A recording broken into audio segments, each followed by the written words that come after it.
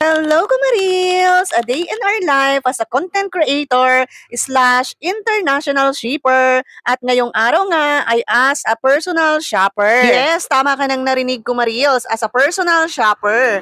Dahil nga ang isa sa mga international business partner natin ay nag-request na ipag-shopping ko daw siya ng mga Watson products. Kaya naman, naghiwalay muna kami ni Daddy Coco ng landas sa SM at ako ay pumunta sa Watson. Pagpunta ko nga sa Watson ay wala pa talagang preferred na bibilhin si client. Kaya naman, nag-video-video ako para makita niya kung ano yung pwede niyang bilhin. Yun nga lang, limited lang yung nagawa kong pagbibideo dahil sinita ako ng guard.